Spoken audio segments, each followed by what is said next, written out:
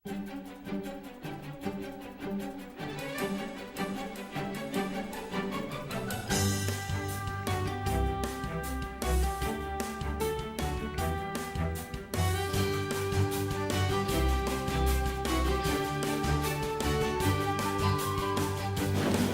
Rasul itu menerima wahyu, wahyu itu disampaikan kepada para sahabat, sahabat menyampaikan kepada orang selepasnya, begitulah seterusnya sehingga sampai kepada kita, ya.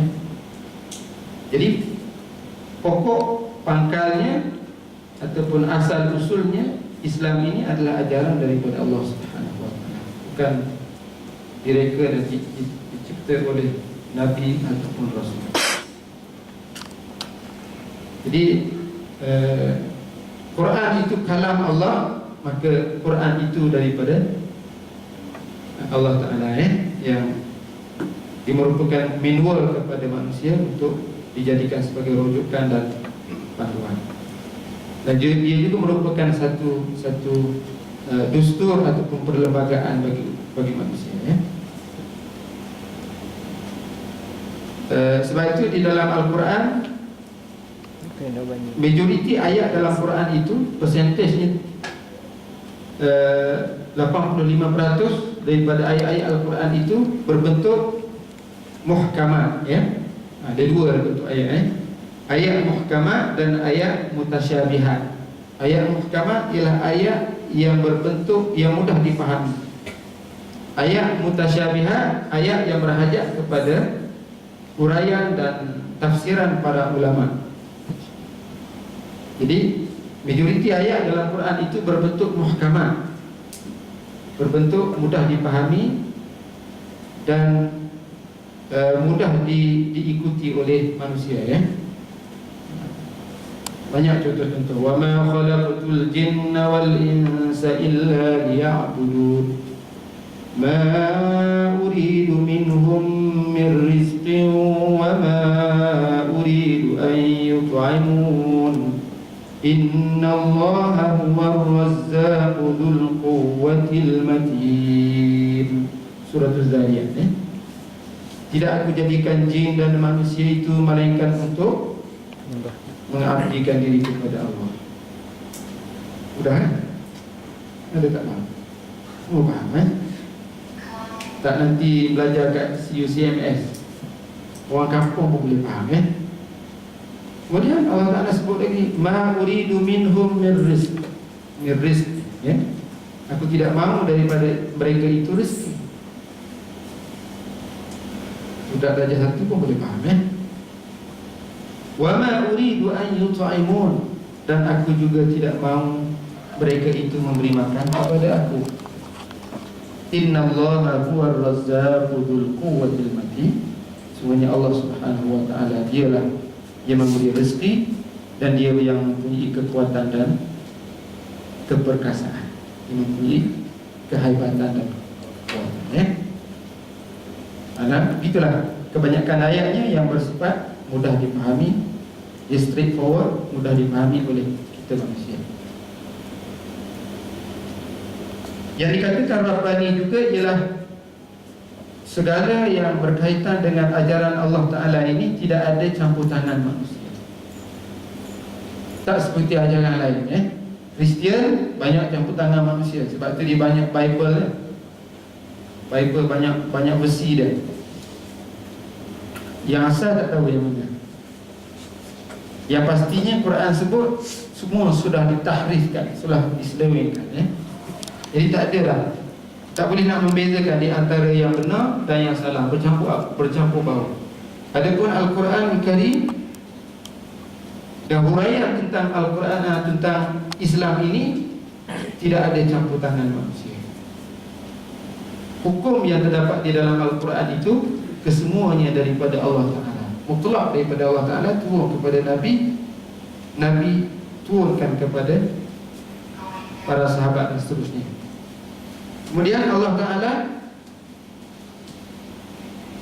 di antara mukjizat Al-Quran itu, Allah Ta'ala mengekalkan Al-Quran itu sehingga ke hari kiamat, tidak akan dapat diubah oleh manusia, okay?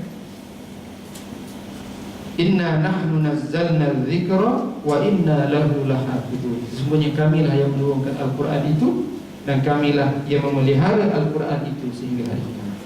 Maknanya Allah Ta'ala dah jamin Quran dan ajaran Islam ini tidak akan dapat dipindah oleh manusia, walaupun ada yang berusaha untuk itu. Peranan manusia hanya pelaksana dan hamba kepada Allah Subhanahu Wa Taala.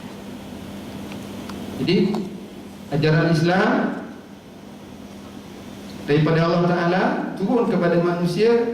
Apa peranan manusia? Manusia hanyalah menjadi hamba kepada Allah Ta'ala, turut perintah Allah Ta'ala secara mutlak. Tidak ada soal.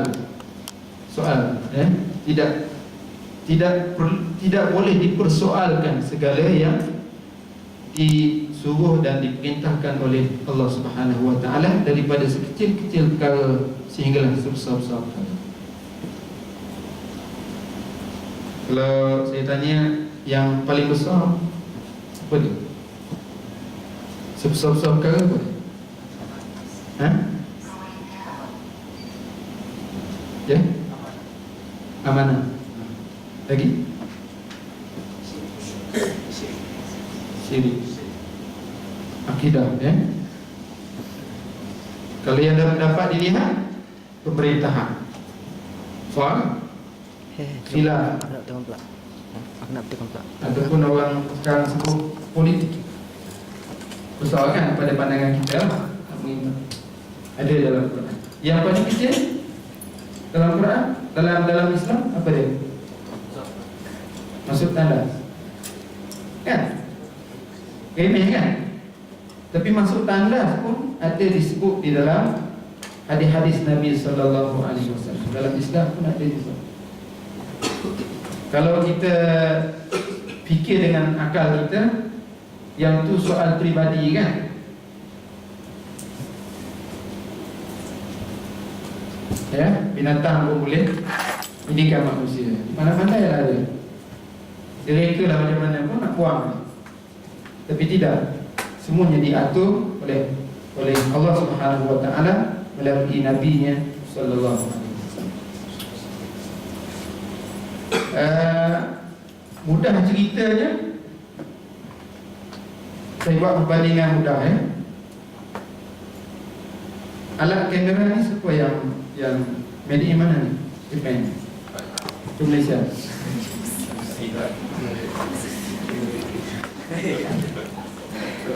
Tak payah tengok lah. Pusing-pusing. Korea. Okey, Korea. Jepun lah standard sih Jepun mereka satu alat namanya kamera.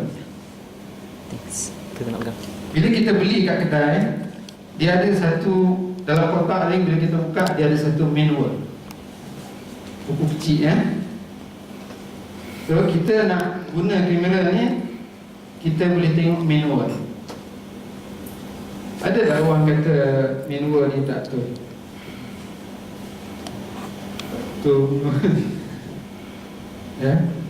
Tak nak ikut, buat lain daripada apa yang disuruh.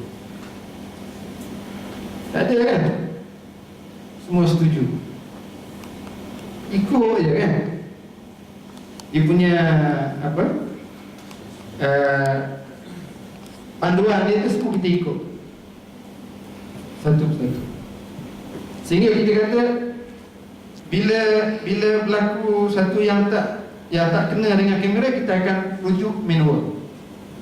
Itu tak betul. Tengok begini rupanya, buat betul. So Allah Ta'ala menjadikan menurun mencipta manusia.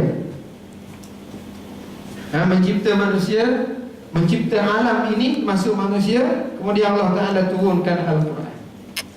Quran itu manual kita sebut kan. Jadi manusia kalau nak sejahtera hidupnya, selamat dunia dan akhirat, maka hendaklah dia ikut manual tadi, Al-Quran. Yang ikut selamat, yang tak ikut tak akan selamat. Dia yakin gitu kan? Itulah ciri yang pertama, itulah yang dikatakan Rabbani.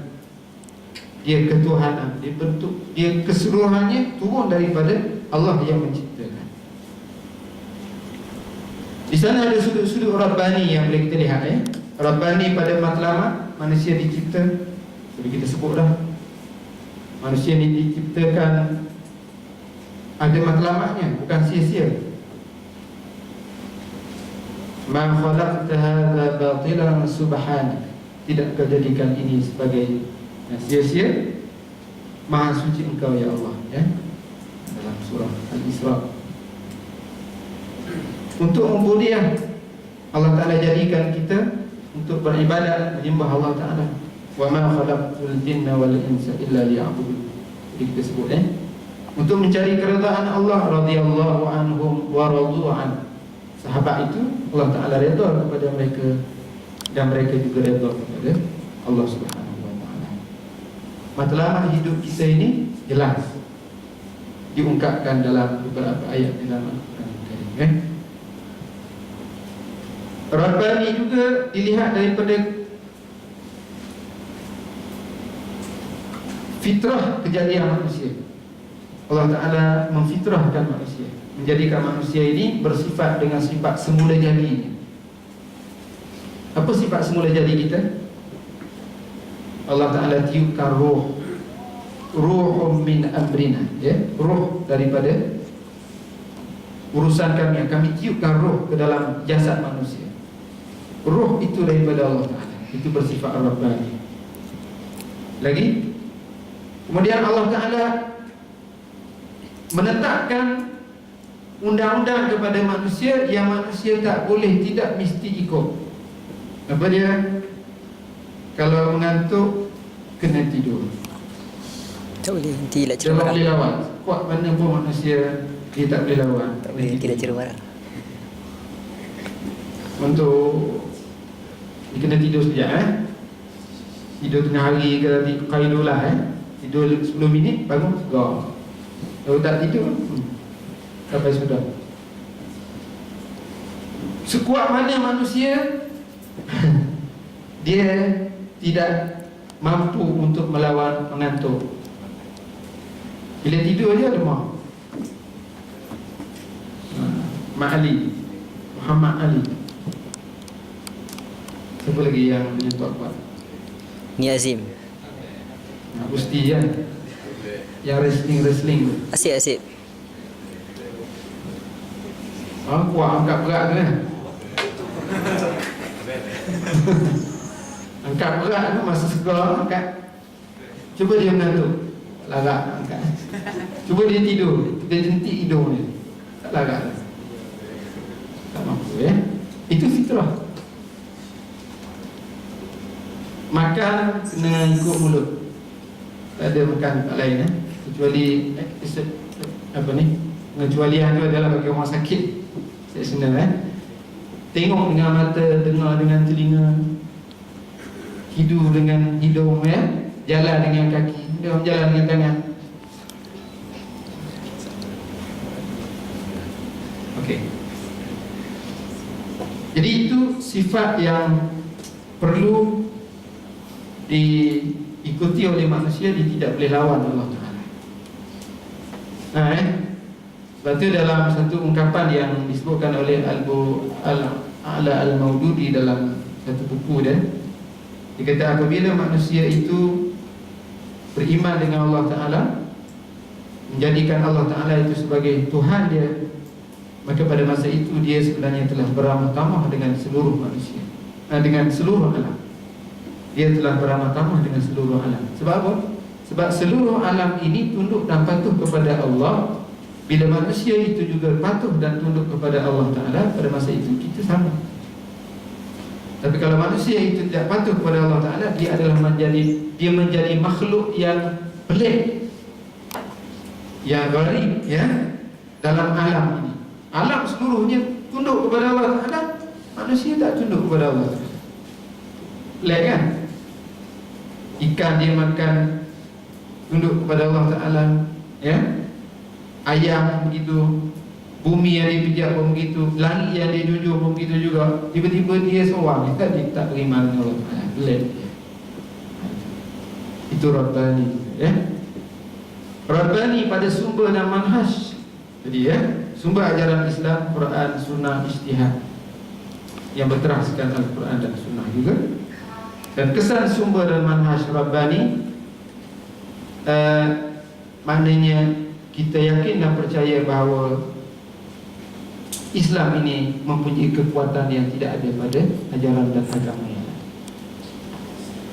Bebas dari unsur kekurangan dan kelemahan, bebas dari pengaruh kepentingan penciptanya, sesuai untuk semua manusia.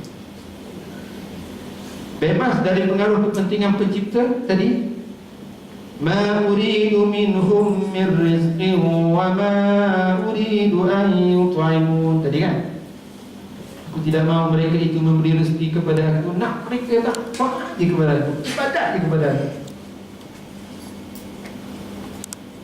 Allah Ta'ala menjawab persoalan tadi sebelum manusia tanya. Nah, kalau mungkin orang tanya, mungkin ada manusia tanya, ya? Allah Ta'ala jadikan kita ni siapa? Ada sebab. Allah Ta'ala dah jawab. Tidak ada sebab yang lain, tidak ada kepentingan atau apa. Kalau manusia ada kepentingan, ya? Ayam ada kepentingan dengan anak-anaknya, betul? Pensyarah ada kepentingan dengan pelajar, betul? CUCMS ada kepentingan dengan pelajar. Tidak tak panggil, dia tak buka, ya? Manusia ada kepentingan, tapi Allah Ta'ala tidak. Itu manhaj yang selamat daripada segala kekurangan dan kelemahan, dan selamat daripada segala kepentingan daripada penciptanya, dan juga sesuai bagi semua manusia di semua zaman dan semua masa dan semua tempat. Dalam hadis yang sahih, Nabi SAW menyebut, ala inna rahal islami dairah faduru ma'al islam.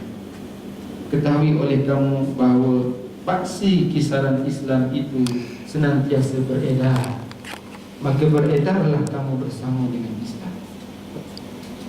Islam ni maknanya sama dengan sesuai untuk sepanjang zaman. Tak ada tempat, tidak ada masa, tidak ada suasana yang tidak sesuai dengan Islam, semua sesuai. Kita nak tanya, jelas. Ciri yang kedua, syumul, lengkap, sempurna dan mencakupi kesemuanya. Ruang lingkup kesyumulan Islam ini terkandung di dalam rukun yang pertama daripada rukun bai'ah yang disebut oleh Imam Syahid Hasan Al-Banna, Al-Fahmu. Al-Fahmu itu ada 20 usul, ya. Ini kita baca sebentar, kita baca sendirilah. Kat mana nak baca? Banyak dalam buku, dalam internet. Search usul 20, dia akan keluar, ya. Dalam bahasa Inggeris ada, dalam bahasa Arab ada, dalam bahasa Melayu ada, Belanda lengkap, Jadi dia terkait semua yang bersangkutan dengan hidup manusia, semua ada dalam Islam. Ma farratna fil kitabi min syai'.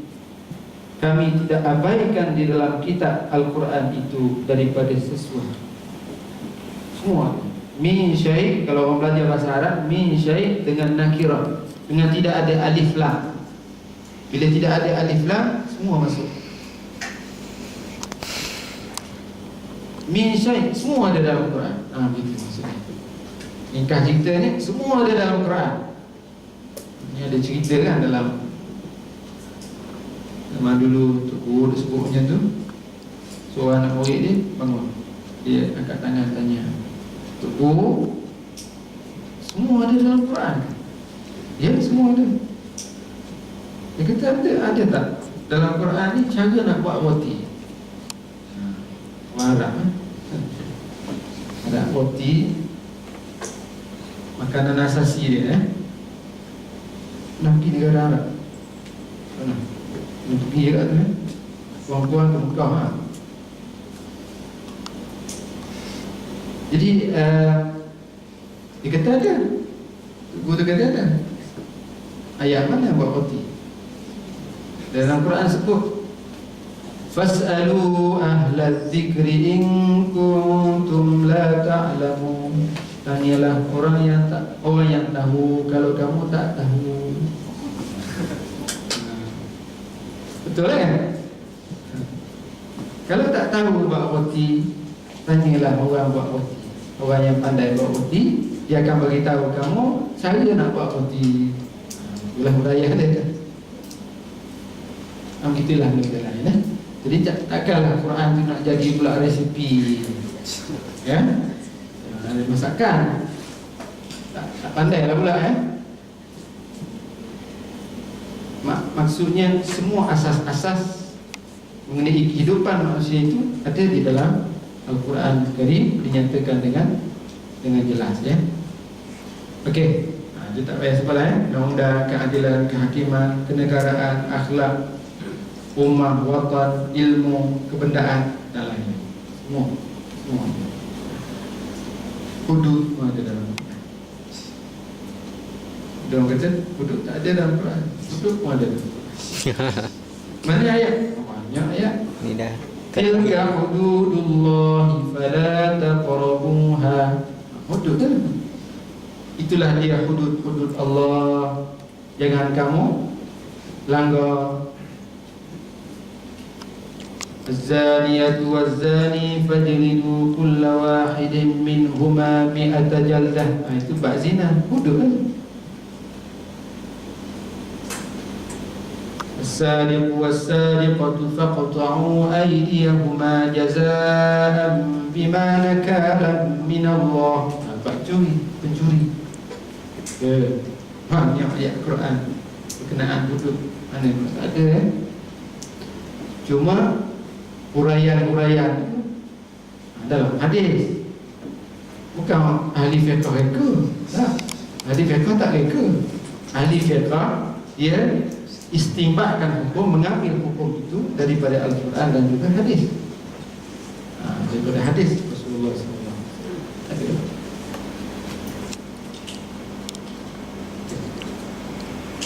Jadi tak betul lah tak betul lah. Tak ada betul dalam Quran. Islam mencakupi ruang lingkup ini melalui hukum-hukum terperinci seperti akidah, ibadat, muamalah, perkahwinan, jual beli, jinayat, siasat dan kaedah-kaedah umum. Kita sebut tadi kaedah umum. Prinsip dasar keadilan, kebebasan, persamaan, kesatuan, syura. Itu benda-benda penting kan? Syura. Syura tu parlimen hari ni lah. Bersyura lah tu. Ya. Bermesyuarat.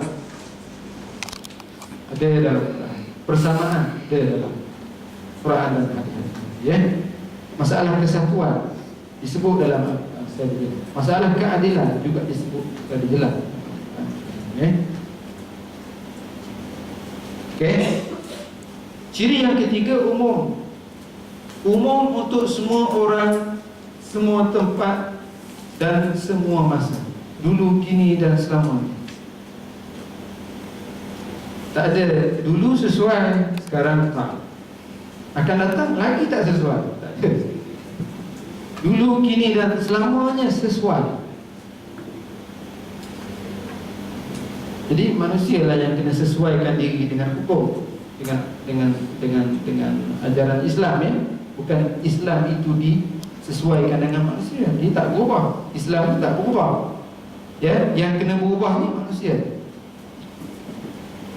Dan manusia ini fitrahnya sama.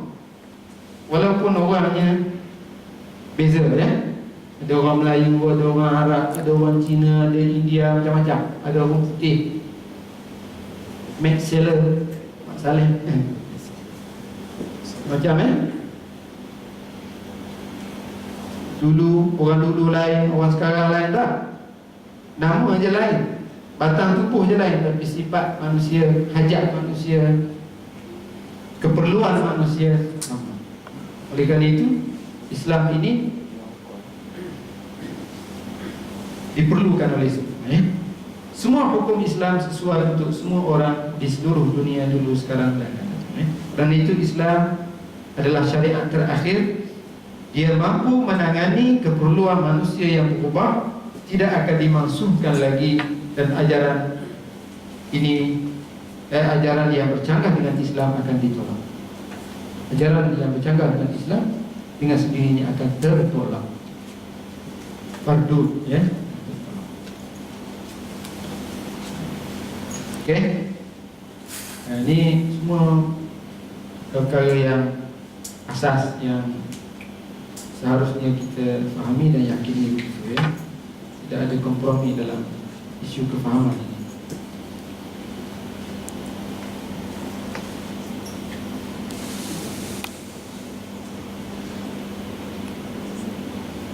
Okey. Bukti Islam mampu kekal. Yang pertama, kita tengok kepada maqasid syariah, maksud daripada syariat diturunkan, ya. Iaitu menolak kemudaratan dan menjana kemaslahatan, membawa kemaslahatan, ya. Daf'ul madarrah wa jalbul masalih. Islam membawa rahmatan lil alamin. Cuba kita kaji, ya. Mana ada satu ajaran Allah Ta'ala yang bercanggah dengan fitrah manusia? Cuba tengok. Cuba bagi contoh. Ni bakal-bakal doktor, boleh tak bagi contoh satu ajaran Allah Ta'ala, ajaran Nabi yang bertentangan dengan fitrah kejadian manusia? Ada tak? Ataupun contoh orang kata, ada tak? Kita memang tak kata, kan? Kau ada dengar-dengar orang kata, ada tak?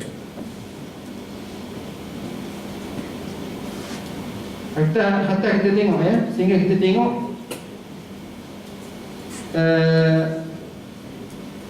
masalah pengharaman. Allah Ta'ala mengharamkan khinzir, babi, ya.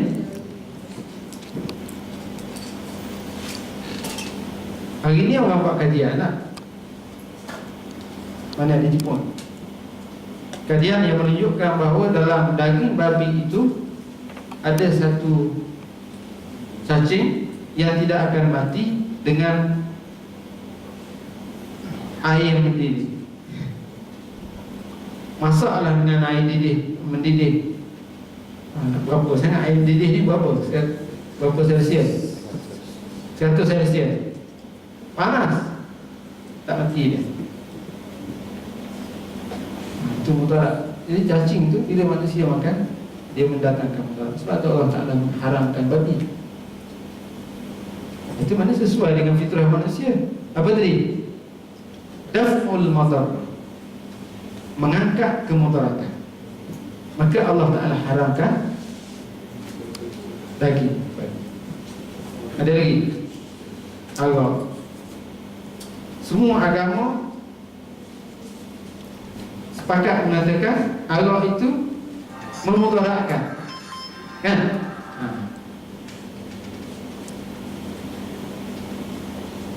Judi begitu juga, ya, dan lain, ya. Jadi justifikasi hukum terletak kepada maslahat manusia, kemaslahatan ataupun kesejahteraan manusia.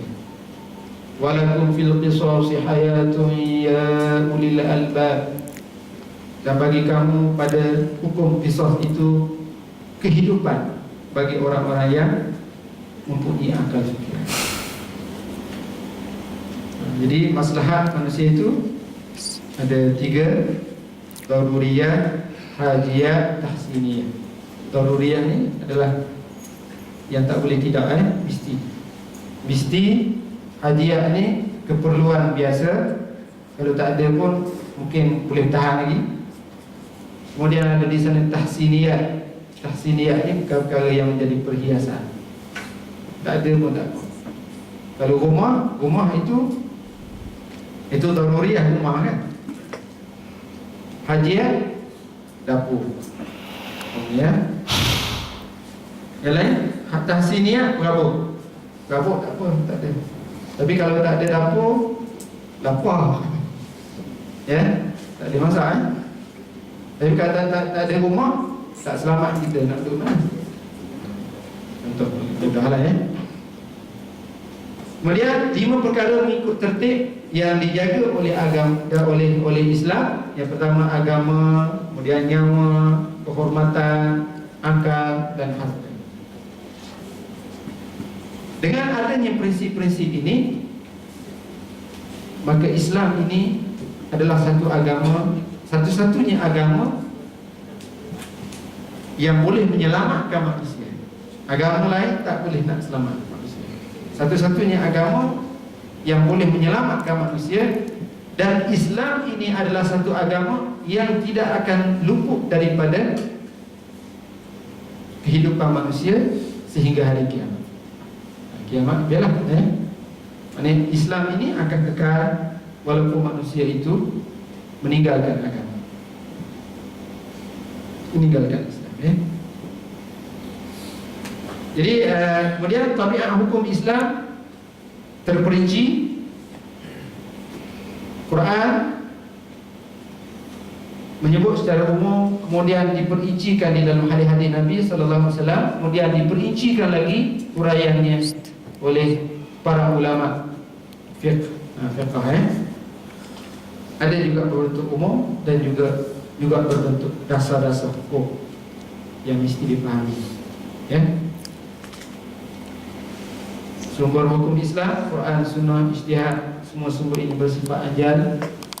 Keanjuran ini memampukan Islam kekal dan memampukan Islam menangani permasalahan manusia di mana-mana dan pada bila-bila masa.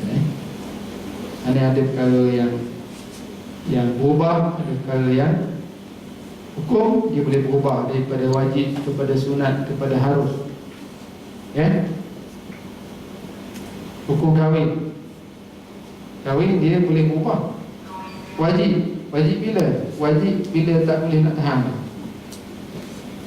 Ataupun takut terjerumus kepada perzinaan. Cukup syarat wajib kahwin. Tak wajib lah tu ni. Wajib lah ke ni tak apa-apa ni, biasa. Kalau orang kahwin tak boleh duduk begini ni. Okay. Boleh berubah kan? Makan, hukum makan berubah. Bila jadi harus, dalam keadaan biasa harus. Bila jadi wajib, kalau tak makan mati, wajib makan. Hatta sehingga kalau sekiranya tak makan berdosa, walaupun terpaksa makan perkara yang haram. Adalah minuman lain, ada arak je. Tapi kalau tak minum ni mati. Minum sikit untuk tahan supaya tak mati. Macam ni tak tahu. Dalam hutan tak ada yang lain lah. Ada babi je, ataupun ada biawak je. Tak makan ni mati. Makan sikit untuk supaya tak mati. Biqadariha, biqadariha, qadari. Itu yang keanjuran Islam itu ya. Ciri yang keempat, kita tak boleh lama-lama seimbang dan sederhana. Maksud seimbang dan sederhana antara dua perkara yang bertentangan, antara material dan spiritual, antara yang nampak dengan yang tak nampak. Islam mengiktiraf dua-dua. Ya, individu dan masyarakat, mengimbangkan di antara kepentingan individu dan kepentingan masyarakat. Bukan macam komunis ya. Komunis ni semua individu tak ada hak, semua milik negara. Ada anak negara, ada harta milik negara. Individu tak ada apa, dia jadi alat. Tak, Islam mengiktiraf ada hak untuk individu dan ada hak untuk masyarakat. Apa? Umpamanya harta, zakat.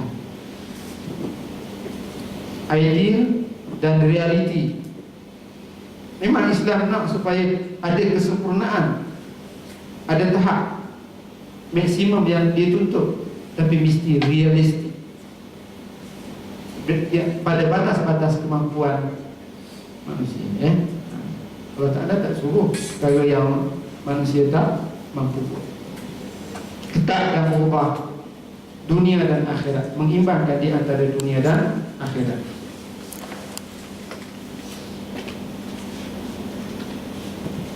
Man arada dunya fa'alaihi bil ilmi wa man arada al-akhirata fa'alaihi bil ilmi wa man aradahuma ma'an fa'alaihi bil ilmi. Barang siapa yang nak kepada dunia, dia kena ada ilmu. Barang siapa yang nak akhirat, dia kena ada ilmu.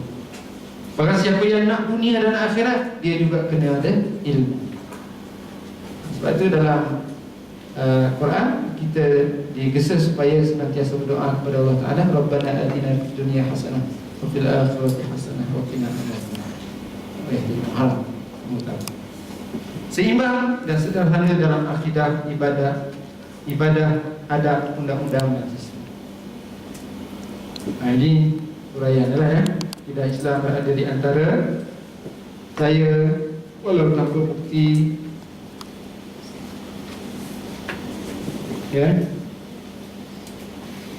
dan percaya di antara keduanya, percaya dengan perkara yang kita tak dapat lihat, dengan percaya kepada fizikal yang dapat dilihat. Tengah-tengah ada bahagian yang kita kena percaya, isu-isu yang berkaitan dengan keakhiratan, yang ghaibiyah, dan juga fizikal. Juga lain-lain. Seimbang di antara ibadat dan syiar. Tidak macam orang Kristian, ibadat semata-mata, tak boleh kawin-kawin. Rahib dia, padri dia.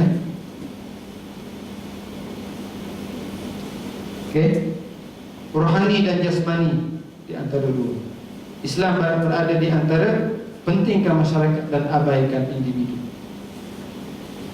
Jadilah ada kepentingan masyarakat yang perlu diraihkan oleh individu, ada kepentingan individu yang mesti diraihkan oleh masyarakat. Ciri yang kelima, tetap dan anjal. Tetap tidak berubah selamanya, berubah mengikut keperluan, ruang tetap dan anjal. Ini huraian lanjutnya kita boleh tengok dalam kitab-kitab fiqh. Jadi maknanya Islam ini walaupun dia ada yang berbentuk tetap, tapi di sana ada hukum-hukum yang berbentuk anjal yang bila berada. Sebab tu kalau kita tengok dalam ijtihad rukhsah, ijtihad para ulama mazhab Syafi'i umpamanya. Imam Syafi'i dia ada dua qaul yang masyhur, qaul jadid dan qaul qadim. Jadi ni qadim bila masa dia berada di Jaziratul Arab, di Iraq, di Iraq sebelum itu. Kemudian dia berpindah ke Mesir, dan dia meninggal dunia di Mesir. Di Mesir itu ada qaul jadid. Hukum yang asalnya di Iraq, bila sampai ke Mesir, suasana yang berbeza itu mengubah hukum. Itu yang berkait dengan hukum. Jadi sini dia bagi contoh, contoh yang mudah kita faham. Tutup aurat itu tetap. Wasilah pelaksanaannya anjal. Tutup aurat. Tutup macam mana pun, asal tutup pun. Ada tutup macam ni. Pergi ke Afrika, cara orang Afrika tutup aurat. Orang mana? Korea. Pergi ke Mekah tu macam-macam cara tutup. Yang penting ni tutup, tak terbuka. Macam mana tutup? Itu pandai-pandai. Tapi sesuai dengan suasana dan keadaan di mana kita berada. Persis bersamaan tetap, pelaksanaan anjal. Itu undang-undang lah. Nas qat'i tetap, nas zanni anjal. Nas qat'i artinya macam aqimis salat, dirikan sembahyang. Tak, sembahyang subuh 2 rakaat, zuhur 4, asar 4, maghrib 3, isyak 4. Itu tetap. Yang furu', yang cabang, ada perubahan, ada keajalannya menurut mazhab yang 4. Sekurang-kurangnya 4 lah mazhab yang masyhur ya. Cara ambil wuduknya berbeza. Mazhab kita kalau terkentut batal. Mazhab lain tak. Ada mazhab bersentuhan antara suami dan isteri batal. Ada mazhab lain tak batal. Dua-dua ada hadis. Ya? Ini tak yang kedua. Kedua ada hadis ya. Kemudian yang keenam, jelas dari segi dasar, sumber matlamat dan metod Islam jelas. Ajaran Islam jelas kepada semua strata masyarakat. Jelas ajaran akidah, syariat dan ibadah, akhlak dan adab, hukum dan sumber hukum. Ini clear ya, tak ada yang memeningkan. Islam ini mudah. Ad-dina yusrun. Agama ini mudah. Wala yushaddad dina ahadun illa ghalabah. Tidak ada yang menyanggah, yang buat susah terhadap agama ini, dalam agama ini, kecuali dia akan jadi kalah. Dia kalah. Mudah kan Islam? Sembahyang, Nabi kata apa dalam hukum sembahyang yang wajib hanya 5. Nak tambah kalau mampu tambah lagi sembahyang sunat. Sebelum subuh, sebelum zuhur, selepas zuhur, sebelum asar, sebelum maghrib, lepas maghrib, sebelum isyak, lepas maghrib. Itu sunat. Mampu lagi bangun sembahyang malam, qiyamul lail. Jelas tak ada yang pelik. Tapi nak buat yang lebih daripada yang jelas itu, kadang-kadang orang tu dia nak tambah-tambah. Sembahyang 1000 rakaat. Sembahyang 1000 rakaat. Sunnah mana 1000 rakaat? Tak apalah, buatlah yang nak buat. Akhir-akhirnya dia tak mampu, tak lawan. Yang Allah Ta'ala suruh tu 50 pun jadi 5. 50 pun jadi 5 sebab nak raikan umat Muhammad tak mampu. Ya. Jadi semua tu sudah jelas, clear cut. Tak ada rumit, tak ada rumit ni romek ya. Bukan romek. Tidak ada keserabutan, tak ada serabut mudah dipahami. Ada orang kata syariat susah, tak. Syariat senang. Yang susah kenapa? Susah kena jahil. Jahil susah. Kalau alim, kalau tahu senang. Supaya belajar kat pondok, orang pondok ni pandai juga dia. Ada satu ayat disebut, dia kata kalau pandai sembahyang tak payah sembahyang. Kalau pandai sembahyang tak payah sembahyang. Ya. Kalau pandai sembahyang tak payah. Tak payahlah sembahyang. Tak payah sembahyang. Macam tak payah maknanya mudah. Kalau pandai sembahyang, mudahlah sembahyang. Dia begitulah. Oh. Jadi clear Clear dari segi akidahnya. Tak ada pelik-pelik kan dalam akidah Islam, tak ada pelik-pelik. Tak ada demo-demo nak bercanggah-canggah. Tak ada. Akidah ni mudah dipahami. Baca Quran ada ayat-ayat dengan rububiyahnya, uluhiyahnya, syiar dan ibadah jelas. Ibadah dalam Islam jelas syiarnya. Akhlak dan adab, sumber hukum juga jelas. Yang ketujuh, ideal dan realistik. Dalam Islam ada kesempurnaan maksimum dan ada minimum. Maksimum, semua perbuatan bertepatan dengan syarak, tiada yang bercanggah. Minimum, tidak melewati batas haram dan fardu ain. Sekurang-kurang mencapai tahap melepasi fardu ain. Manusia mencapai kesempurnaan paling maksimum hanya dicapai golongan maksum. Nabi-nabi dan para rasul, itu kesempurnaan manusia. Kita yang tak nabi, tak rasulnya, sampai mana? Sampai kepada tahap orang awam biasa. Ya, orang awam biasa.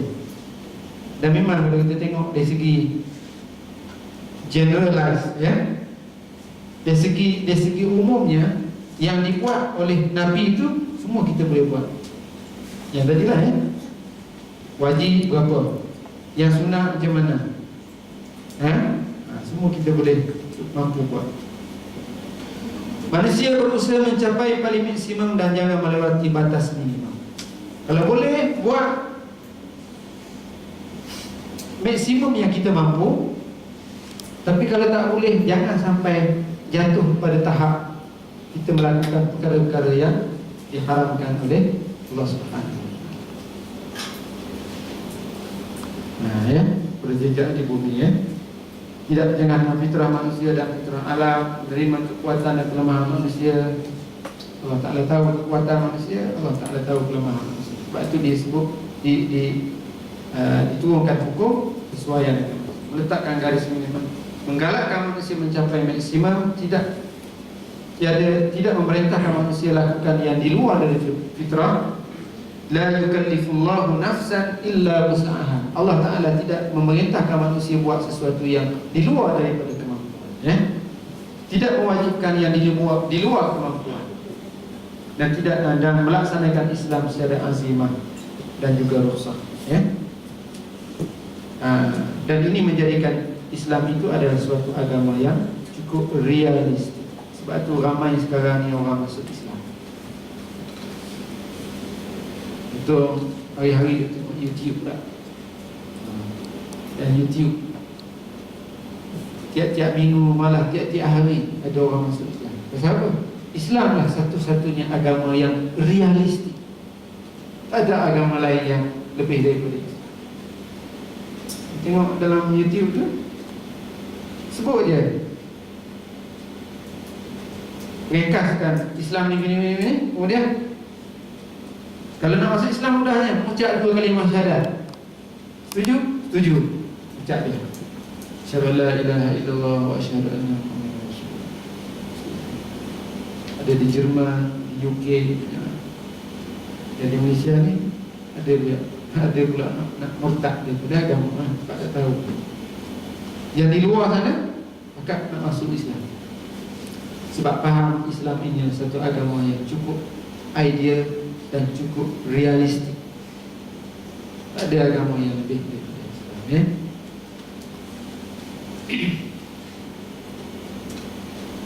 Yang terakhir, ciri yang ke-8, balasan dunia dan akhirat. Ini yang membezakan di antara Islam dan agama yang lain.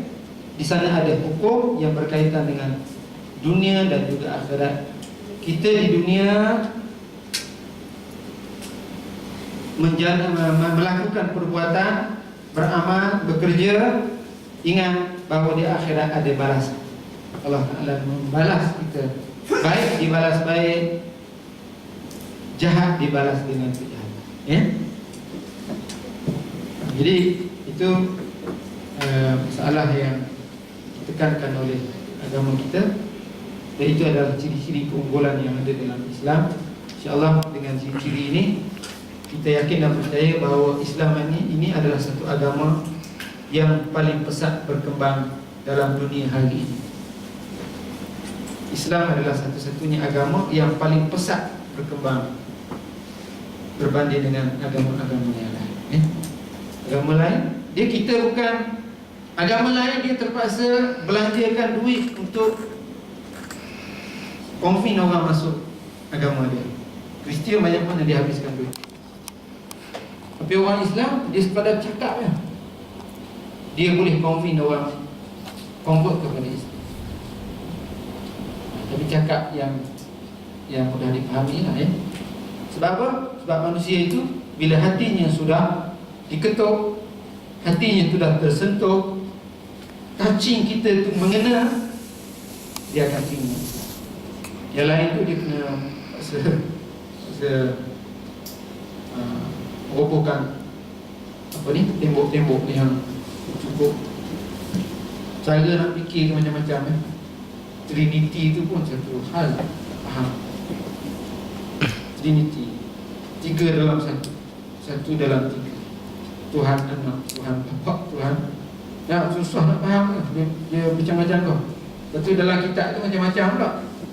Ni Barnabas kata begini, yang Kristian lain pula kata begini. Ya, macam. Jadi susah. Islam fitrah. Saya nak cerita akhir ni satu cerita satu forum di universiti di Sarawak. Dia pernah dipanggil sekali dalam satu forum di universiti di Sarawak. Dalam forum tu ada seorang ahli panel tu, dia cerita, dia kata Islam ni susah, dia kata. Nak ajak orang masuk Islam susah. Cerita ni susah je. Susah ni tu. Kata memang susah Islam itu. Kata Mike boleh kat saya, dia kata saya berbezalah pendapat dengan puan ahli panel yang pertama tadi. Islam ni sebenarnya mudah. Sebab apa Islam mudah? Sebab Islam adalah agama fitrah. Sebagaimana kita diciptakan oleh Allah Ta'ala fitrah, semula jadi Allah Ta'ala menurunkan Al-Quran dan Islam itu juga sesuai dengan fitrah. Oleh kerana fitrah itulah orang mudah faham Islam. Dan Islam ini mudah tersebar. Contohnya, banyak contohnya. Contoh sekarang ni di barat, hari-hari orang masuk Islam. Ya, Nabi seru manusia. Awal tu memang susah lah, tapi bila dah orang kenal Islam, ya, sudah runtuh tembok-tembok jahiliah. Tidak ada kongkongan jahiliah dari segi kekuasaan. Orang tak kongkong lagi. Akal dia boleh berfikir secara rasional, dia akan beriman kepada Allah. Sebab tu orang kafir dulu halang Nabi daripada bercakap. Macam-macam akta tu kan, akta supaya Nabi jangan bercakap. Kalau bercakap, jaga. Kalau bercakap, dia orang faham. Orang faham, convert, masuk tu Islam. Jadi jangan bercakap, tak boleh bercakap. Halang. Sebab tu ada syariat jihad nak menghalang, nak membuang halangan ini. Halangan ini dibuang. Ada kebebasan untuk bercakap, kebebasan untuk berdakwah. Islam ini akan dapat masuk ke dalam hati-hati manusia. Manusia dengan sendirinya akan masuk ke dalam Islam, berbondong, ya, berduyung-duyung masuk Islam. Dengan cara tidak ada halangan politik dan sebagainya. InsyaAllah itu yang asas yang perlu kita fahami. Biasa tak ada benda yang serabut kat situ, ya. Kita boleh faham. Dan ini PowerPoint ni saya tinggal kat Amal dalam ni, boleh saya pernah ambil, halal. Boleh gunakan untuk penonton agama. Yang pentingnya kita boleh sebarkan Islam ini kepada siapa sahaja yang kita anggap sesuai. Dan kita ingat bahawa Islam ni sesuai untuk semua orang. Cuma kita je rasa tak sesuai. Sebenarnya Islam semua sesuai untuk semua orang. Kita boleh bercakap dengan Rahmat Sami, boleh bercakap dengan Ahmoy, boleh bercakap dengan Ahcong, boleh bercakap dengan siapa-siapa, dengan approach yang bijaksana, yang berhikmah, kita akan dapat convince orang yang fokus kepada Islam. Kita ada perbincangan kita bersama-sama dengan pendakwah kita ni, ya. Maklumat kita kalau boleh nak sasarkan di Malaysia ini orang Cina dan India ramai konvert kepada Islam. Boleh tak? Boleh, ya. Sebab apa? Pengalaman di Sabah itu asalnya minoriti Islam, dia boleh bertukar menjadi majoriti sekarang. Asalnya minoriti, sekarang ini sudah jadi majoriti Islam, sudah majoriti. Sebab apa? Sebab ramai orang Iban, Kadazan masuk Islam. Masuk Islam Di Sarawak belum lagi, minoriti lagi. Tapi ada usaha-usaha ke arah itu. Ya. Yang pentingnya sekarang nak sampaikan dia. Pergi ke kampung dia, cakap dengan dia, take care ya, ambil berat tentang hidup dia. InsyaAllah dia mudah. Itu tugas kita lah. Ya. Wallahu a'lam. Pada telefon malam ni. Sallallahu alaihi wasallam Muhammad wa ala alihi wasallam. Assalamualaikum warahmatullahi wabarakatuh. Assalamualaikum warahmatullahi wabarakatuh. Syukran jazakallahu khairan jazak. Buka kepada soalan.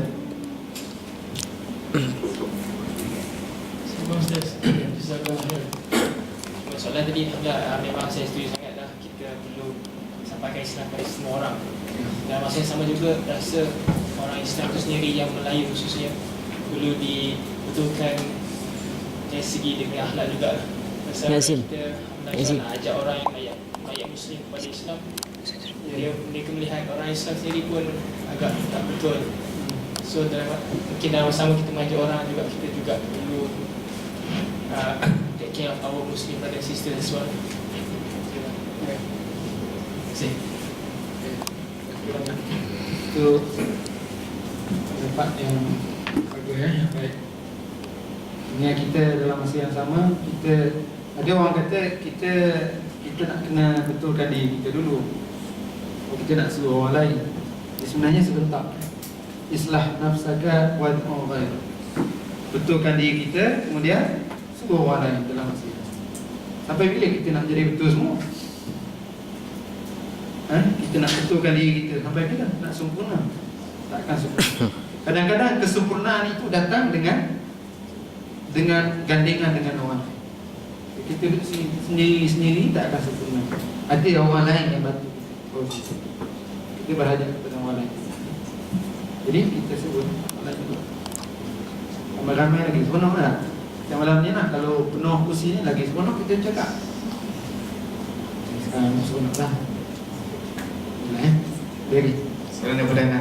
Ya, sudah. Sekarang ni kita agak berdepan berbagai isu-isu yang terdapat dalam masyarakat kita sekarang ni. Antara fahaman yang berbeza terutama di Indonesia berbeza dalam pluralism. Anda agak tertanya, kabar kita nak berdepan dengan orang yang memahami fahaman bahawa semua agama ni sama. Bahawa dia kata semua agama ni menyembah kepada Tuhan, menyembah kepada Tuhan dan sebagainya. Jom kita nak berdepan dengan fahaman pluralism utama di sana. Ya, balik kepada persoalan pokok. Dia kadang-kadang dia orang-orang macam ni, dia kalau duduk dalam satu negara,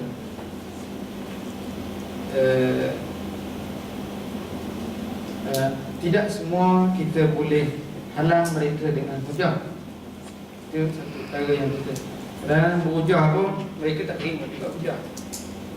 Sebab itu ada kaedah yang menyebut sesuatu yang ada perkara ataupun ada isu-isu yang tidak boleh diselesaikan dengan Al-Quran kecuali dengan kekuasaan. Okay? Sebut Quran, sebut hadis tak pakai. Hujah macam mana pun dia tak pakai juga. Ini kena guna kuasa. Kuasa apa? Kuasa pemerintah. Kuasa pemerintah. Betul. Yang kedua, dalam masa yang sama kita kena tengoklah. Kalau orang yang bercakap tu dia masih ada ruang untuk kita berbincang, kita bincang. Tidak salah untuk kita berbincang. Ada hujah-hujah yang apa yang pluralism. Semua agama sama, mana ada sama? Kita pun tak sama. Dalam majlis ni ada 10 orang, tak sama 10 orang. Itu makhluk kita biasa. Nah, kucing kita ada 3 ekor, 4 ekor. Sama ke? 4 ekor. Tak sama. Hatta twin yang kembar sama dari segi dalam sudut-sudut tertentu, tapi tak sama. Semua perkara. Bukan semua perkara. Ini kan agama. Mana boleh sama agama? Kalau sama agama semua sama, tak payah ada agama lah, satu cukup lah. Tak payah banyak-banyak agama, satu cukup. Itu segi hujah logik ya. Pasal apa perlunya banyak agama? Sebab semua agama tak sama. Bila lagi Islam tak sama, agama lain banyak. Satu tarik satu saja. Tidak sama. Saya dah berjawab. Soalan terakhir.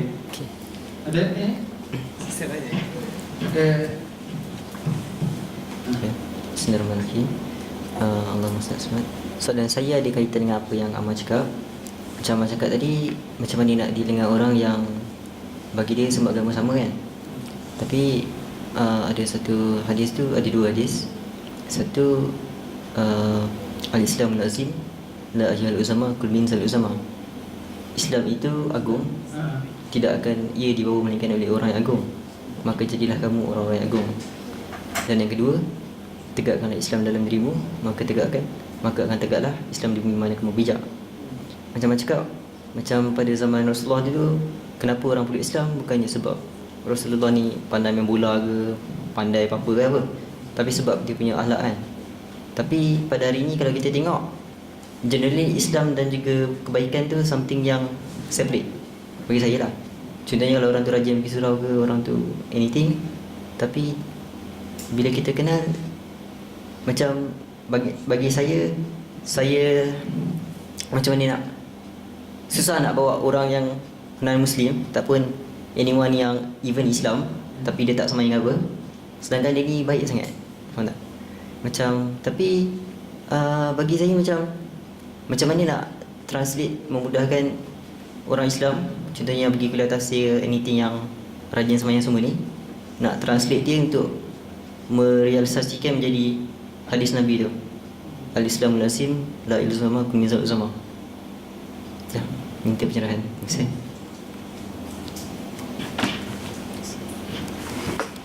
Dia mana-mana masyarakat kalau kita tengok, yang menguasai masyarakat itu ialah segelintir manusia. Yang menguasai, yang memerintah bukan semua, beberapa peratus daripada, kata 5-6% saja yang memerintah.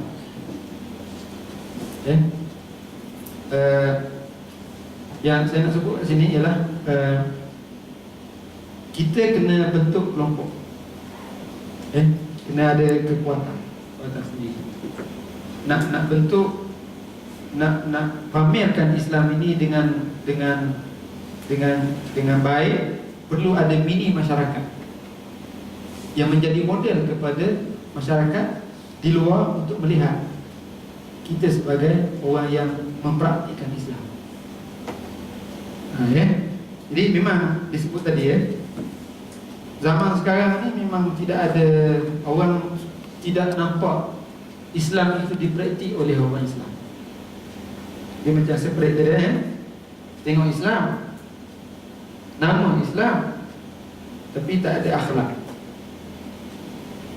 Sebab tu di barat ramai orang masuk Islam bukan kerana contoh, tapi kerana pembacaan dia, kajian dia, baca penanganan Islam, dikaji Quran, besok Islam dikaji Quran, pagi Quran. Sehingga ada satu cerita, dia masuk Islam, seorang mereka dia pergi ke Mekah, dia tengok di Mekah orang Islam tak beramal dengan Islam, tidak ada akhlak, buang sampah merata-rata, tidak ada hormat menghormati, nak cium Hajar al-Aswad pun sigung-sigung juga, tidak ada ihtiram manusia, tidak. Lalu dia mengungkapkan satu kalimah disebut oleh Yusuf Qaradawi, dia kata alhamdulillahilladzi 'allamani al-Islam qabla an a'rifa al-muslimin. Alhamdulillah Allah Taala mengajar Islam sebelum aku kenal orang Islam. Alhamdulillah Allah Taala ajar saya Islam sebelum saya kenal orang Islam. Maknanya kalau kenal orang Islam dulu, maka maknanya tak Islam, sebab tidak ada itu. Sebab itu perlu kita balik pada persoalan bagaimana kita nak memberi contoh kepada orang. Contoh individu, contoh masyarakat. Contoh masyarakat ni kita nak ajak semua orang, tak mampu, kita ajak seorang-seorang. Sehingga kita dapat bentuk satu kelompok manusia yang memahami Islam, yang bergerak dalam masyarakat. Itu izahnya, itu ya. Dan itulah cara yang ditunjukkan oleh Nabi SAW, sehingga akhirnya Islam ini dapat disebarkan ke seluruh dunia, ya. Itu kekuatan. Jadi cara itu juga sebenarnya perlu kita lalui untuk memperkasakan ataupun membuatkan ataupun menegakkan Islam ini di dunia dia.